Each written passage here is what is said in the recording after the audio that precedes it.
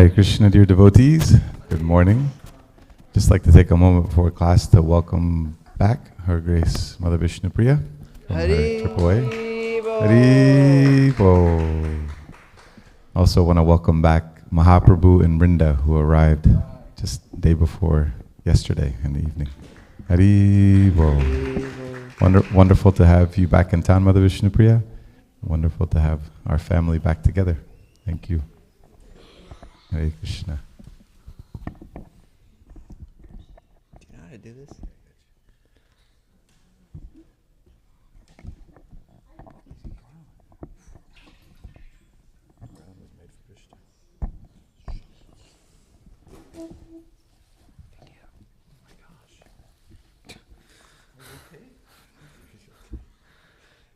This is huge.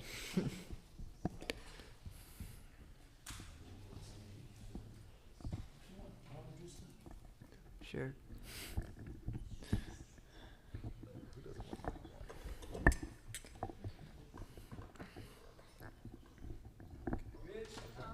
Yeah, this is good.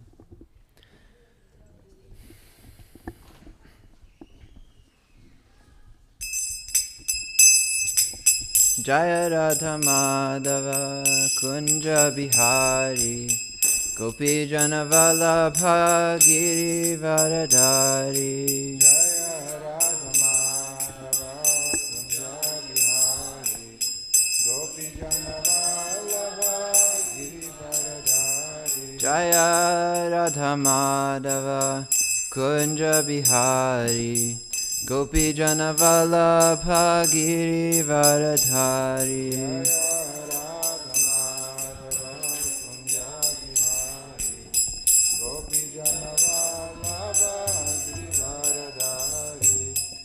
Yashodanandana Braja Janaranjana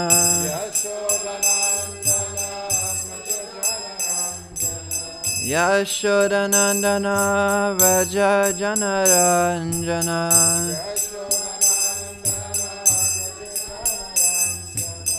Yamunatira Vanachari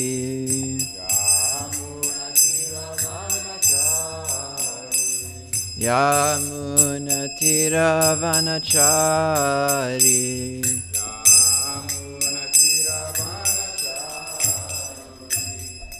Jaya Radha Madhava Kunja Bihari Gopi Jana Vallabha Giri Varadari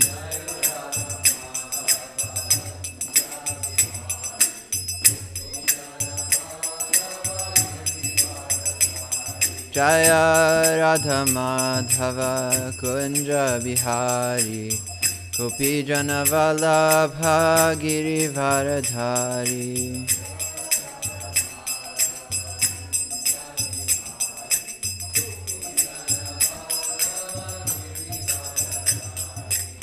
Yashodanandana Braja Janaranjana Yashodanandana Braja Janaranjana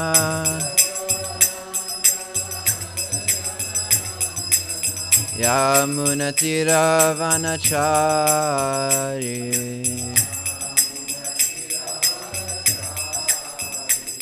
Yamunatira Vanachari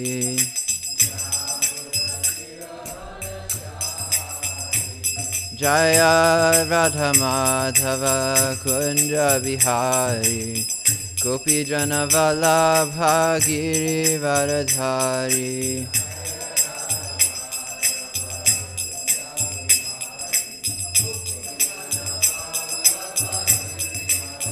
Hare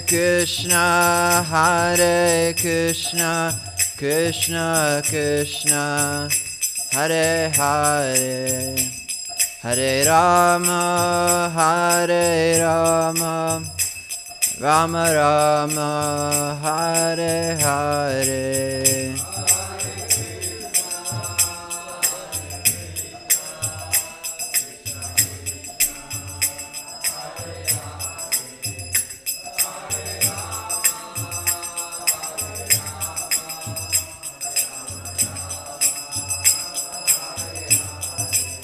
Hare Krishna, Hare Krishna, Krishna Krishna, Hare Hare, Hare Rama, Hare Rama, Rama Rama, Hare Hare.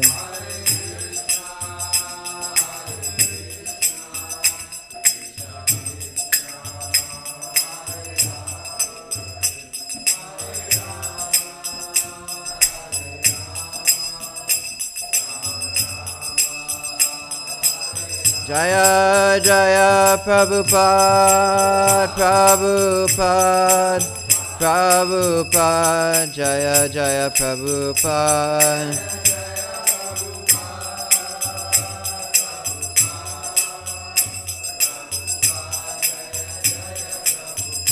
Jaya Jaya Prabhupada, Prabhupada, Prabhupada, Jaya Prabhupada.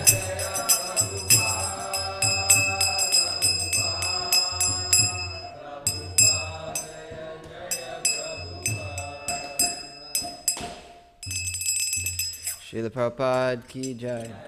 Grantaraj Srimad Bhagavatam ki jai. Hare Krishna everyone. Welcome to this morning's Srimad Bhagavatam class. We'll start with an invocation to the supreme, all-pervading personality of Godhead. Om Namo Bhagavate Vasudevaya.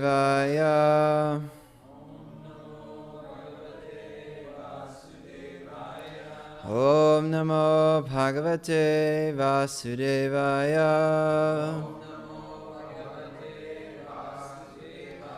Om Namo Bhagavate Vasudevaya.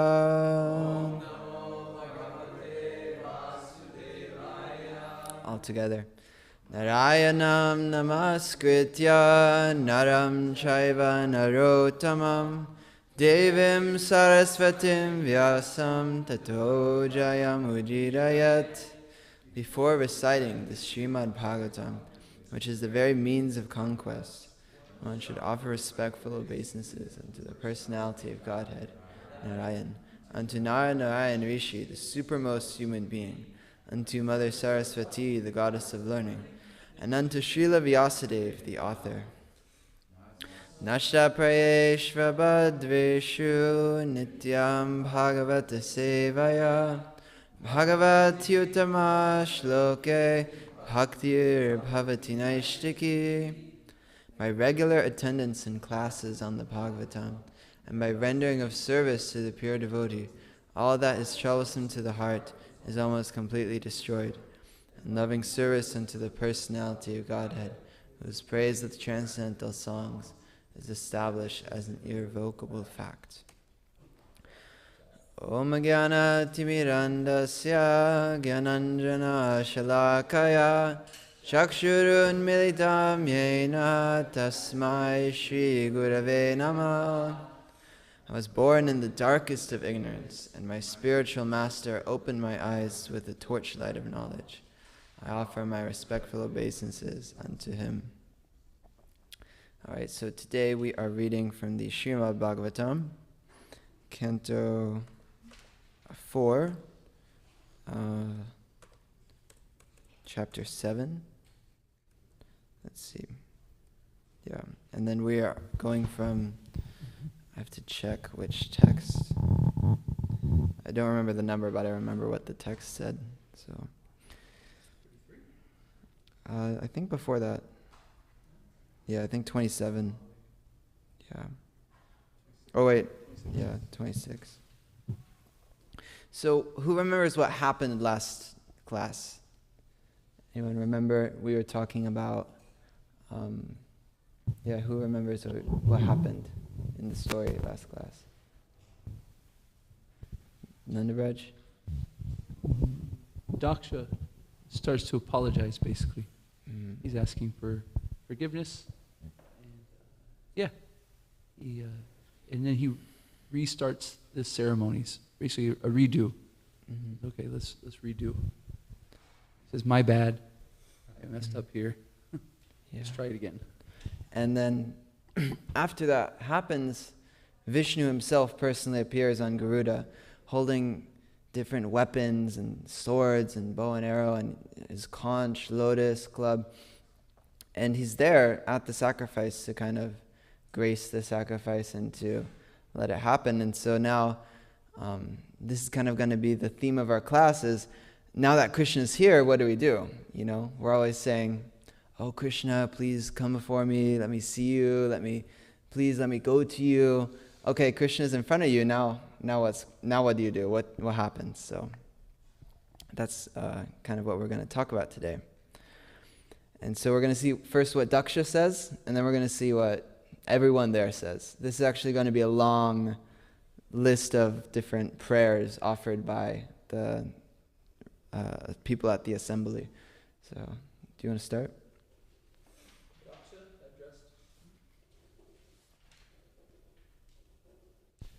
Daksha addressed the Supreme Personality of Godhead, "My dear Lord, you are transcendental with all speculative positions, to all speculative positions. You are completely spiritual, devoid of all fear, and you are always in control of the material energy. Even though you appear in the material energy, you are situated transcendentally. You are always free from material contamination because you are completely self-sufficient."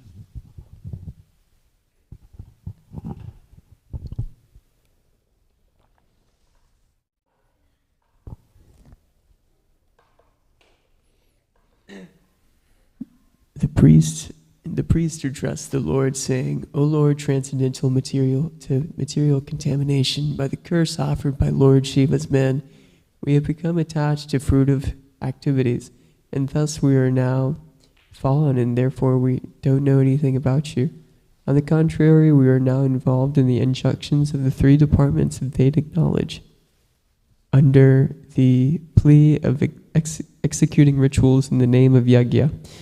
We now know that you have made arrangements for distributing the respective shares of the demigods." Okay, so I'm thinking for this section we're going to read, to kind of help us focus, we can all look at different common threads that we can see throughout all of these dialogues that's happening. Kind of see what is the format of how they're speaking and what are the types of things they're saying. So, and then at the end we can share kind of things that we noticed. The members of the assembly addressed the Lord.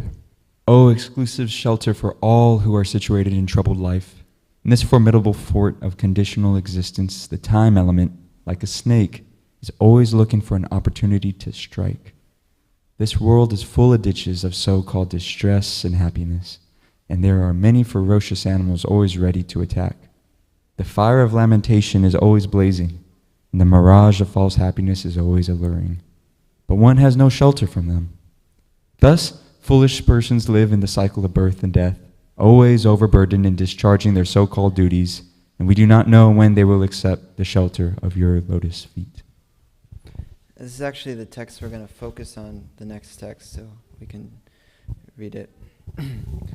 Rudra Uvacha Tava Varada Varanangrav. Wait. Tava Varada Varanangrav Ashesh Hag. Ooh, this sounds long.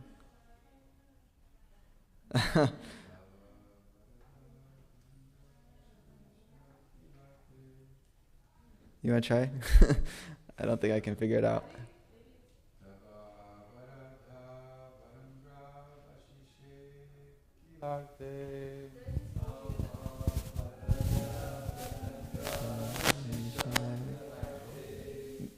Do you want to try?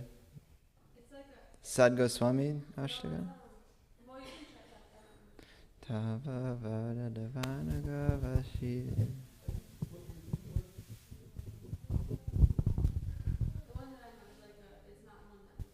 Okay, you can just chant it. Tava Varada Varangra Vashisha Kilarte. Tava Varada Varanagra Shilarte. Yapi Munibir Ashaktar Adarenar. Adarenar Kyaniye Kyapi munibhir asakter adarinar hanye. Yadira chita diyam avadyaloka pavidham Yadira chita dhyamavidoloka pravidhanam. Japati naganaya tattvat paranugrane. Japati nanganaye tattvan paran. Okay. You want to try it? Tava varada varan grava shishiha kilarte. Anyone wanna attempt it? This is probably one of the hardest verses I've seen in a Bhagavad.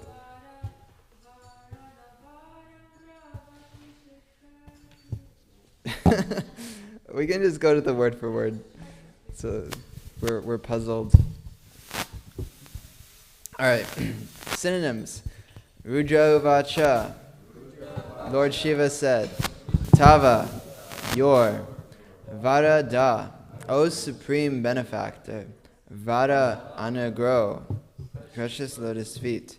Ashisha, by desire. Iha, in the material world. Akila, arte, for fulfillment. Hiapi, certainly. Munipi, by the sages. Asaktai, liberated. Adarna, with care. Arhanye, worshipable. Yadi, if. Rachita dhyam, mind fixed. Ma, may. Avidya loka, the ignorant persons. Apavidham, unpurified activity. Japati, utterers. Naganaye, do not value. Tat, it.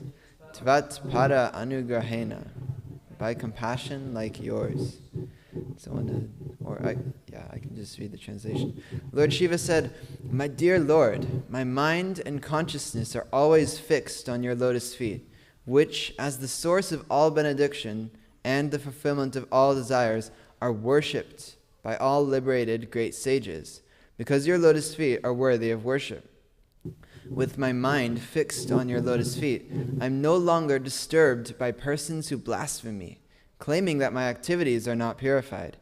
I do not mind their accusations, and I excuse them out of compassion, just as you exhibit compassion toward all living entities.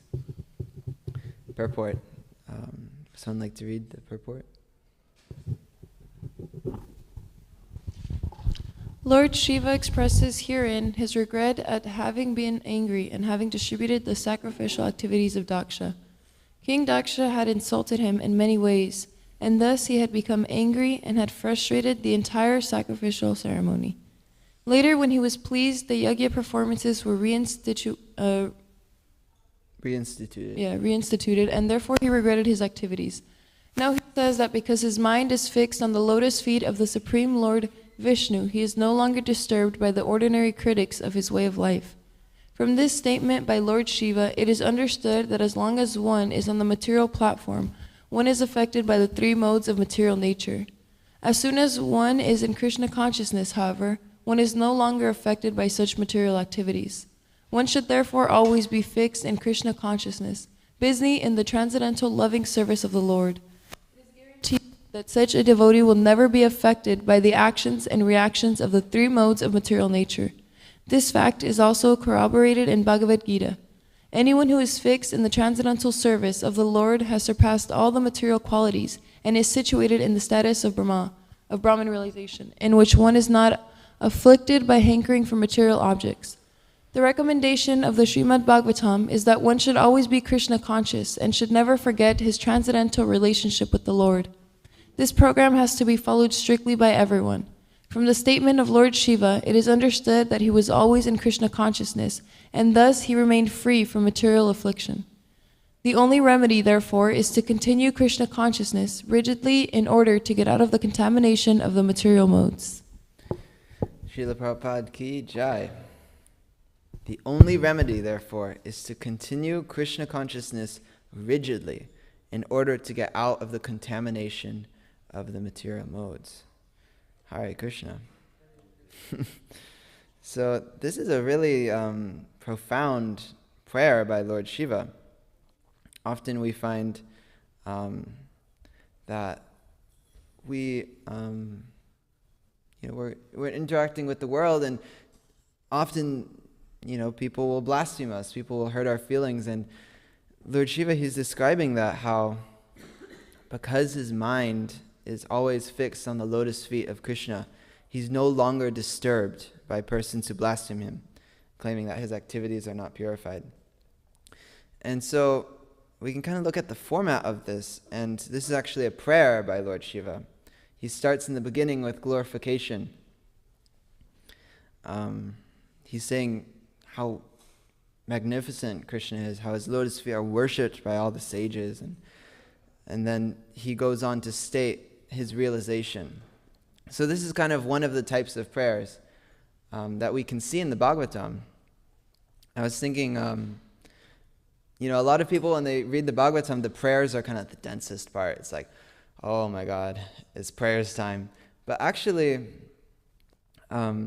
these prayers, they're very important for our spiritual life, because praying is so integral. I'm wondering, why do you guys think praying is such an emphasized part of the Bhagavatam, or why praying is so important in our spiritual lives? Any thoughts? Uriel?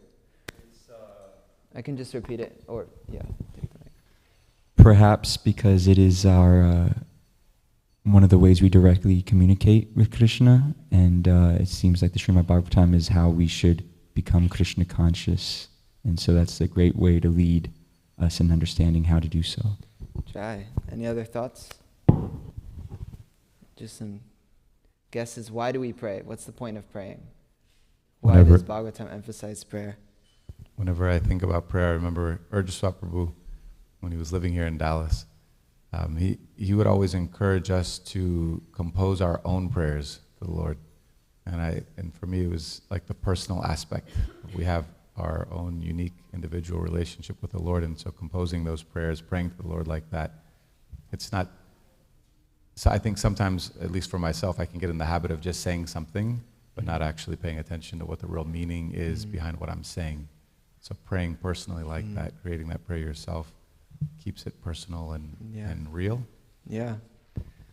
Prema, last thought.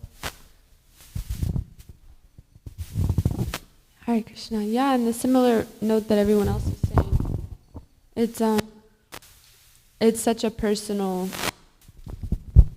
offering, and like I know there have been times where I'll start praying before bed. Like I don't think that I Jai Shruti Prabhu. Jai Shruti Sagar Prabhu. Hare Krishna. Like I don't think that I have much to say to Krishna, but I'll start to pray, Krishna, thank you. And this is something that I struggled with today. And then all of a sudden I bring myself to tears just by revealing my heart to Krishna in that way, even though I didn't think that I needed to do that. Thank you. So, or one last one, that's fine. Oh, okay.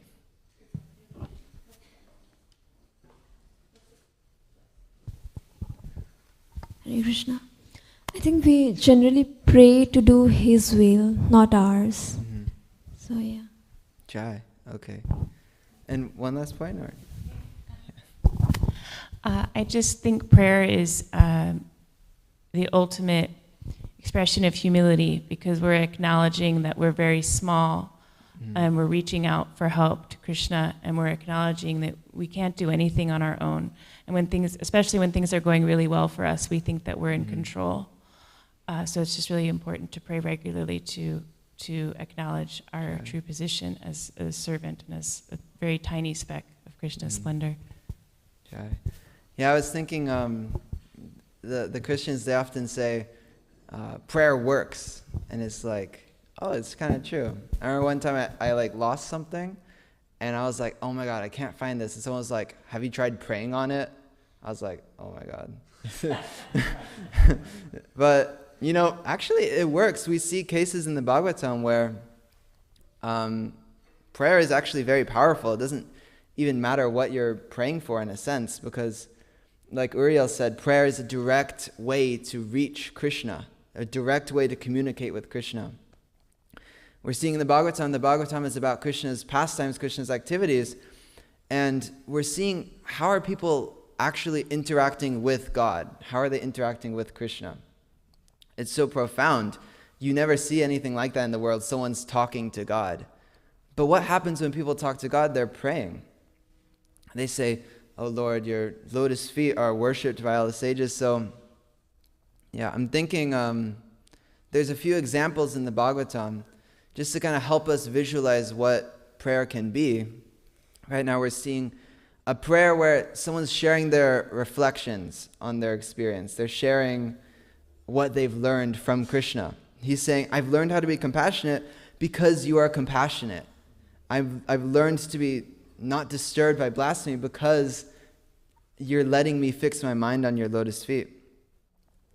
I'm thinking we can look at the prayers of Queen Kunti. Those are always a good a good one. Let's see.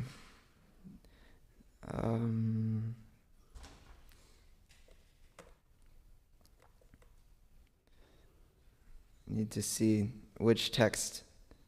I think it's in the 20s or something. Yeah, so first we're seeing the same format as the other prayers. It always starts with some glorification of some kind.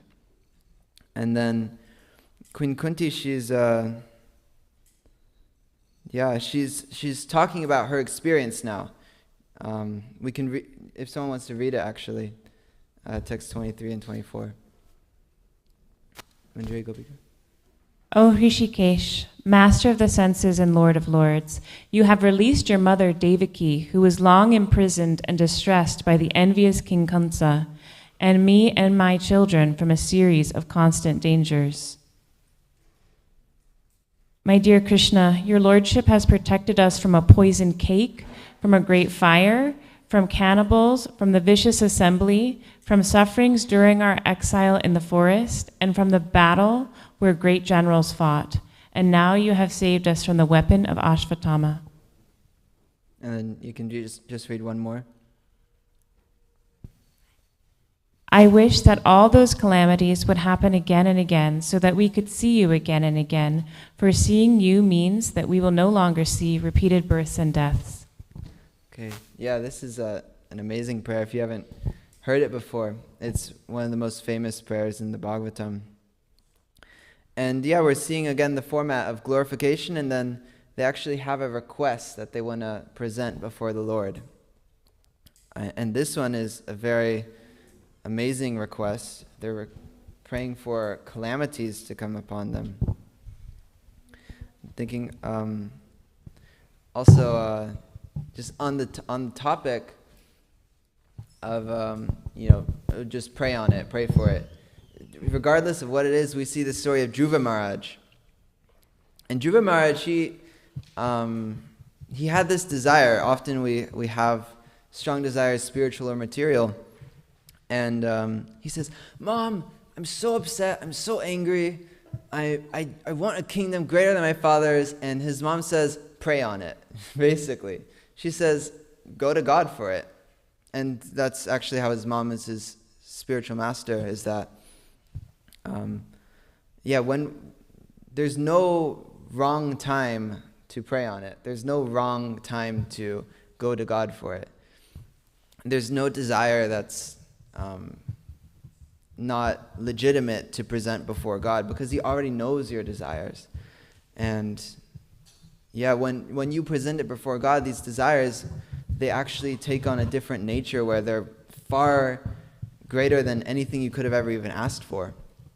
And we see with Dhruva Maharaj, he's a 5-year-old boy, and he gets upset one day because his father wasn't giving him affection, and he was instead prioritizing his brother. That's kind of the story in a nutshell, but he gets very upset and he goes to his mother. And this 5-year-old boy, he goes into the forest, and then he sees Krishna, and he's saying, "I came here with this desire to have a kingdom greater than Brahma. And now that I see you, that desire, it seems so pointless now. And then Krishna, he still fulfills his desire, and he gives him the kingdom, but he also gives him so much more. He gives him devotional service. He gives him bhakti unto him. Thinking, does anyone remember the prayers that we read last week in Sri Radha Govinda Priya Prabhu's class?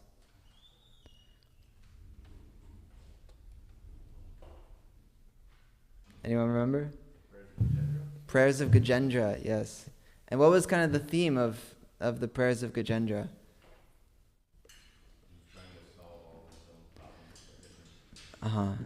Yeah. He's struggling, kind of like how we're struggling. And he's trying to solve his problems. So this is another way that we can see how we can pray. So far we've seen that we're sharing our realizations to Krishna, or we're requesting something of Krishna. And then in this we're in this position of struggling, and we're asking for help. Does anyone remember what Gajendra says?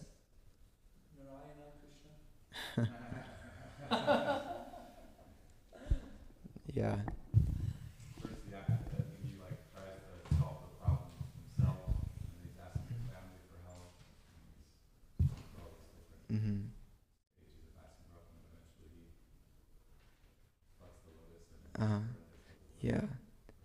Yeah. He remembers some prayers in his previous life, and he just gives up everything and just prays to Krishna. You're the only person who can help me. So, I don't really have too much of a structure of this class, but there's kind of a structure. But we first looked at prayers of Lord Shiva, sharing his realizations. We looked at the prayers of Queen Kunti and Dhruva Maharaj, Queen Kunti's prayer is actually a spiritual desire, and Dhruva Maharaj is a material desire. And then Gajendra's prayers are prayers of help, prayers of desperation, prayers of surrender. And I was thinking we can look at one final prayer, which I find to be, I think it's my favorite prayer. And it's pretty amazing. It's in the 5th canto. Wait, where am I? Sorry, I can't see much. I'm in the 5th canto.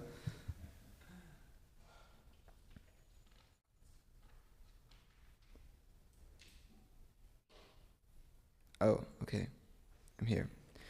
Prayers offered to the Lord by the residents of Jambudweep. And then we actually hear a prayer from one of our favorite characters in Krishna consciousness, Prahlad Maharaj. There's actually 2 prayers here, so we can read them.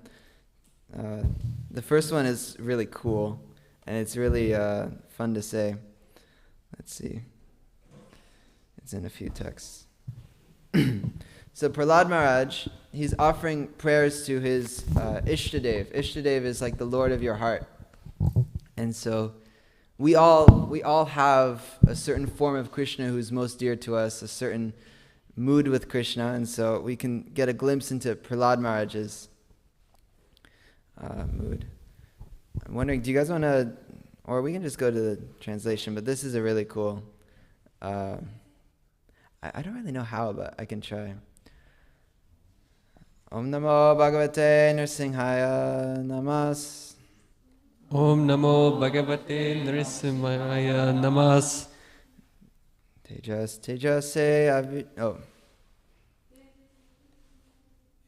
Yeah, I think all of these prayers are actually not in the meter. But yeah.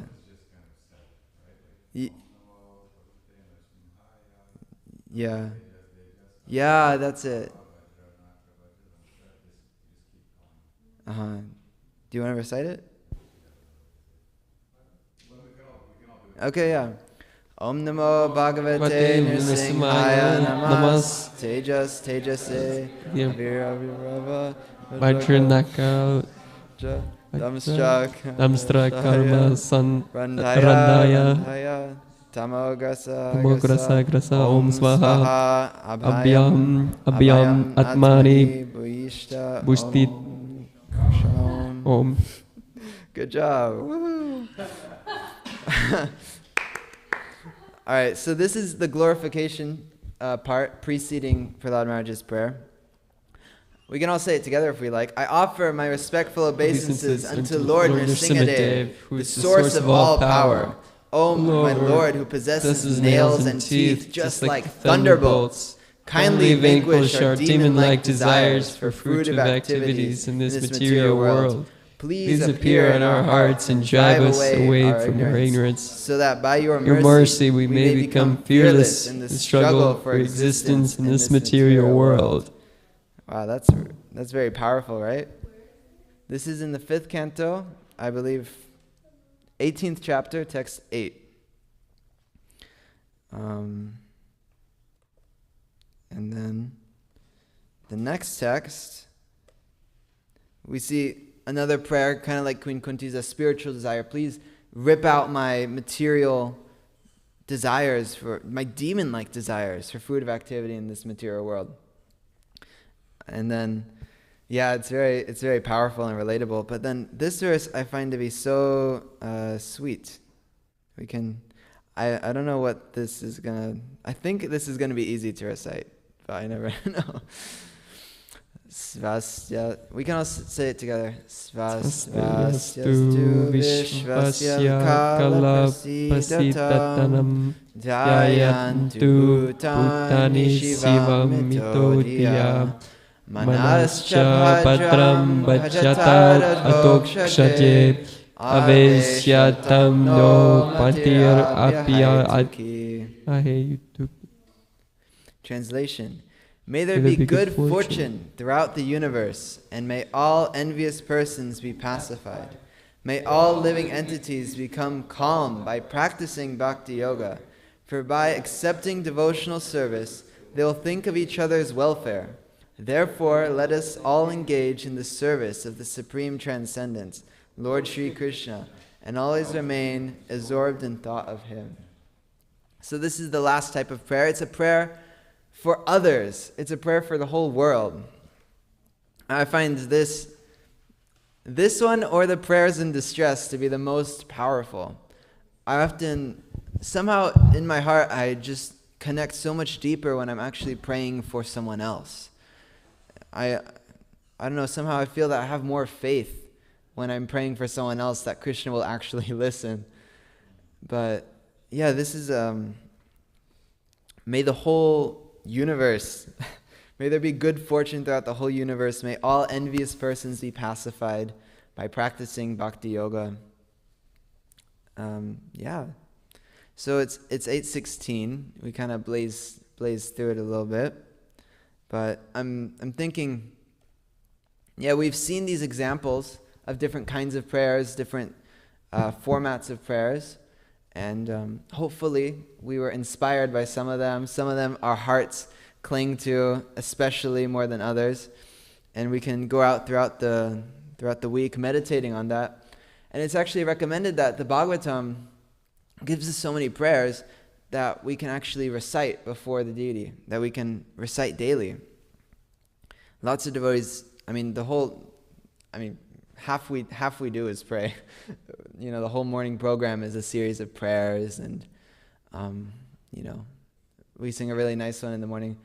Govindam Adipurusham Tamaham Bhajami. We're doing what they do in the Bhagavatam. The curtain's open, Krishna is right in front of us, and we pray.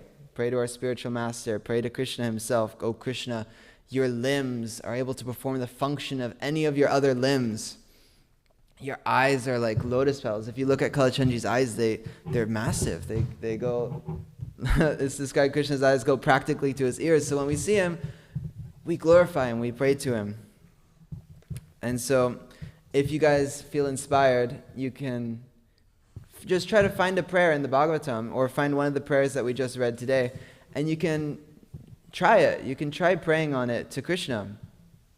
It's said that when we use the prayers of the previous acharyas, of the previous Vaishnavas, they actually carry a certain potency to them because they've been recited by these previous devotees. And Krishna, he's very eager to fulfill those. So yeah, you guys can try it. I'd be cautious with the Queen Kunti prayer in front of Radha Kalachandji. you might get a lot on your plate. Please give me calamities. Coach Anju's gonna be like, all right, here you go. But yeah, we can open up for any discussions or reflections on these prayers, on these points. Any questions, comments? Kaylee.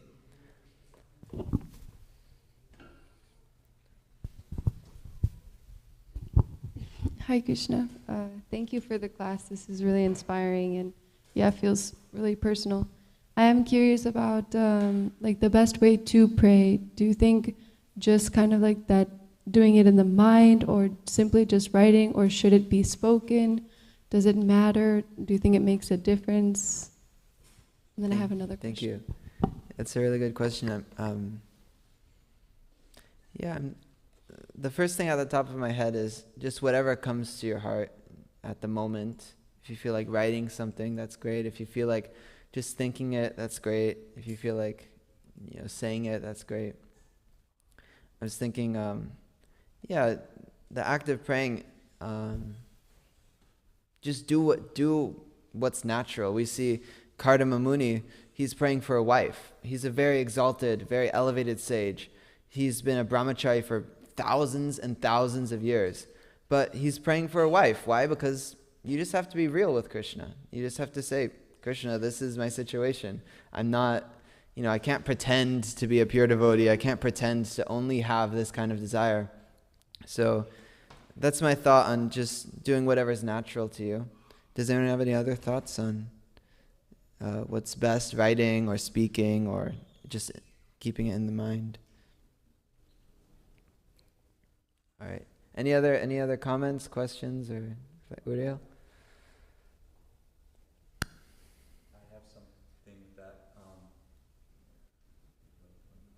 Try it one more time. Okay. Thank you for bearing with me.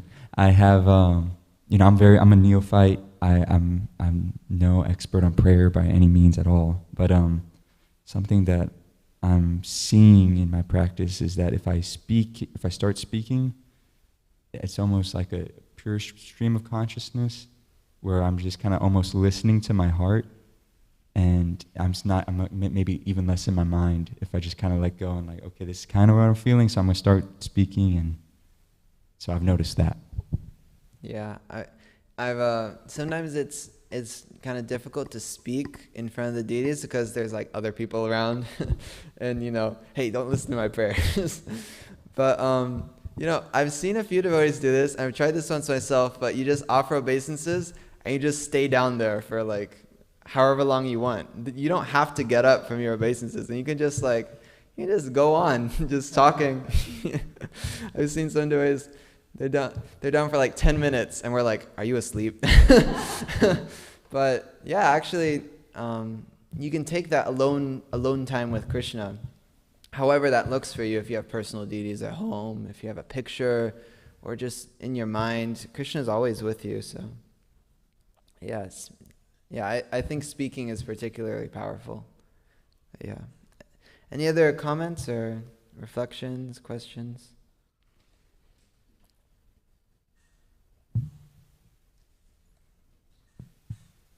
You sing a Rupapu?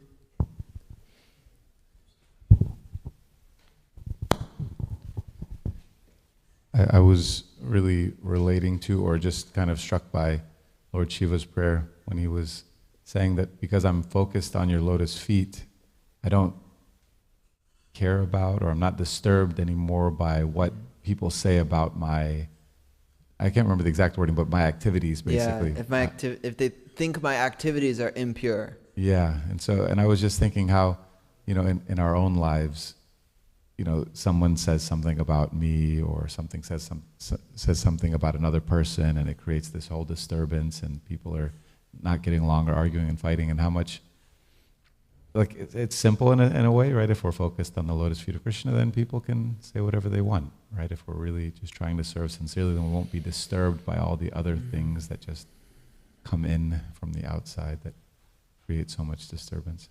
So it's really related to that. Yeah, it must be very relevant as a temple president, If people, why is the screen like that or something? I don't know. That's just my thought. I experienced that too. It's like, yeah, sometimes it gets heavy and the atmosphere feels heavy, and, if people can think that your activities are unpurified all they like, but it's really you and Krishna. Krishna is the judge, Krishna is the witness, Krishna is the overseer. So yeah, thank you for that point. Shruti?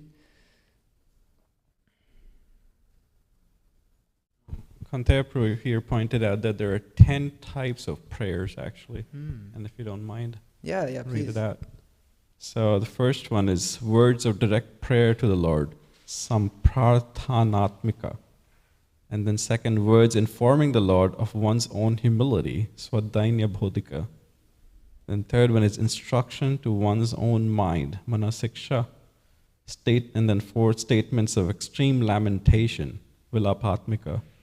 Then statements revealing the glories of the Lord's devotees, Vaishnava Mahima Prakashika. Then supplications made to one's spiritual master or onto the devotees of the Lord, Sri Guru Vaishnava Vigyapti Rupa. And then statements revealing the desire to live in the holy places of the Lord's pastimes, Sri Dham Vase Lipsatmika. Then prayers revealing desires to execute regulated devotional service in the body of a practicing devotee, Sadhaka Deher Lalasa Suchika. Then prayers revealing desires to execute spontaneous devotional service in the perfect spiritual body, Siddha Deher Lalasamai. And then finally, prayers revealing intense grief and sorrow in which one blames oneself for falling into the material world, Akshepa Bodhika. Yeah. This, yeah, I'll send it to you, yeah.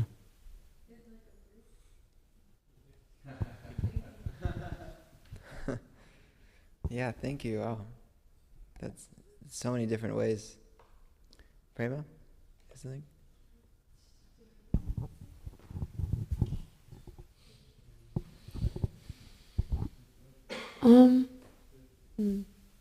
It wasn't a fully formed thought when I raised my hand. I just kind of was like, oh. I was thinking about what Nrsimha Rupa also pointed out about Lord Shiva's prayers. I find that for me, at least, and I know that like growing up, even when I was a kid, this would happen. Like if I would get accused of something, even if I didn't do it, I would feel guilty. Like I would feel like I did it. And so I see now, like in my service, if I'm accused of like not trying hard enough or, these types of things, part of me wants to think like, but I'm trying so hard. And then there's another part of me that's like, no, like I'm not trying hard enough. I need to do more and do more and do more. And I think both could be valid in different ways, but how do we know when? Pray on it. Right, okay. That's all you can really do. You just pray on it and Krishna will give you the intelligence, hopefully. Didami buddhi yogam tam. Krishna says to those who are constantly devoted to serving me, I give them intelligence. So that could be another prayer. I tried to do that last night. I wrote like, I have no idea what I'm doing. Can you give me some intelligence, please? Thank you for that reflection.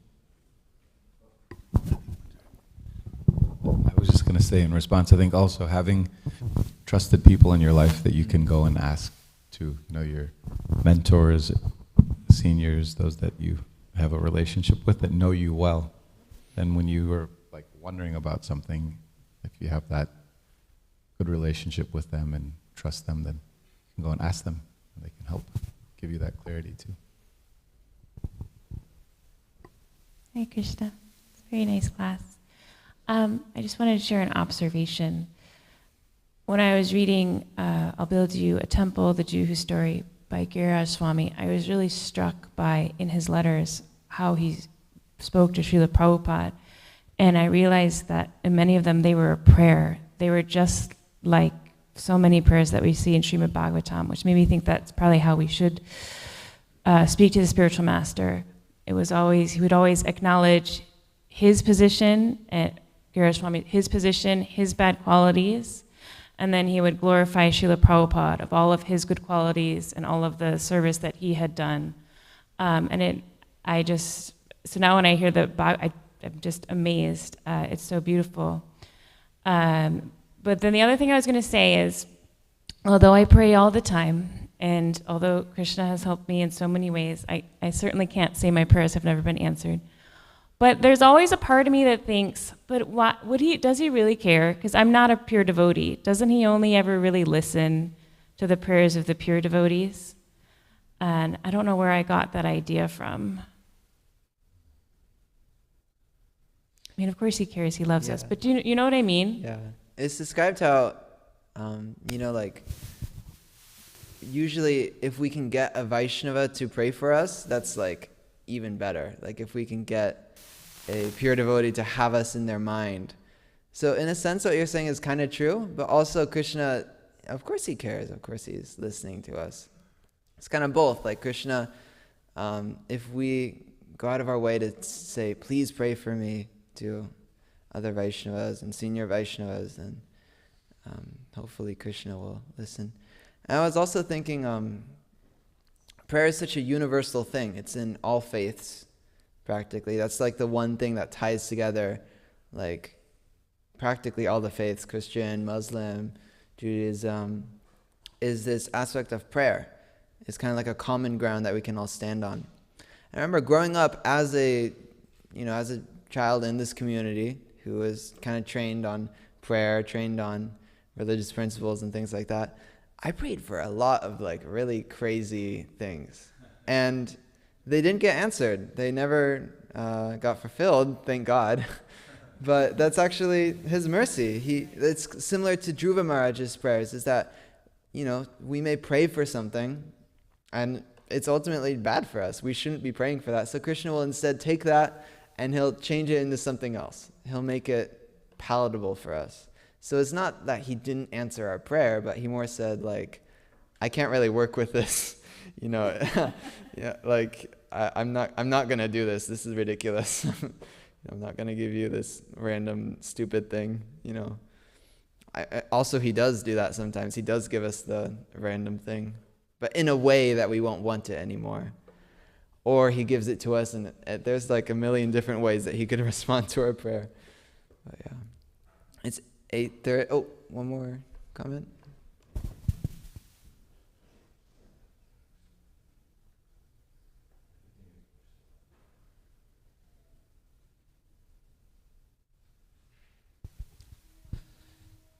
I was thinking that it's beneficial for us to familiarize ourselves with the meanings, especially of our regular prayers, because then we will realize what are we singing.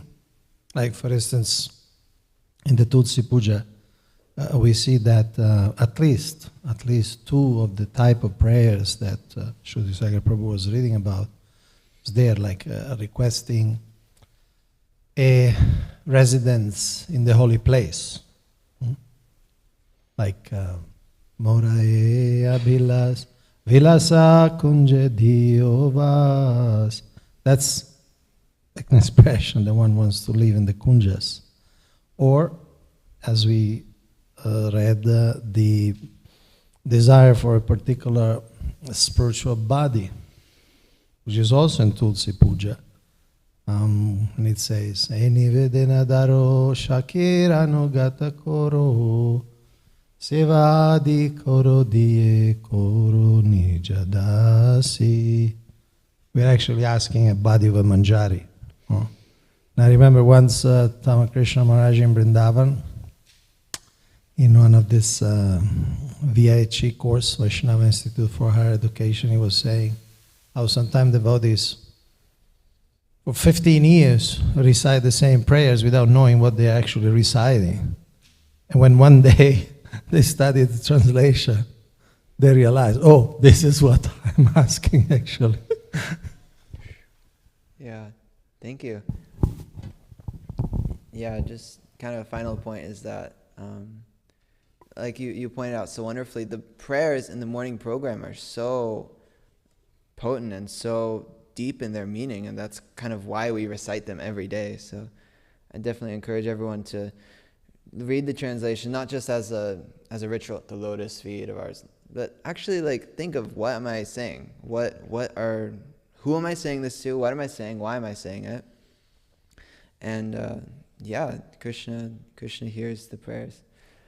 All right, 8:33.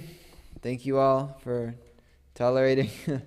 Srila Prabhupada ki jai. Srimad Bhagavatam ki jai. Lord Shiva ki jai. Prahlad Maharaj ki jai. Queen Kunti ki jai. Dhruva Maharaj ki jai.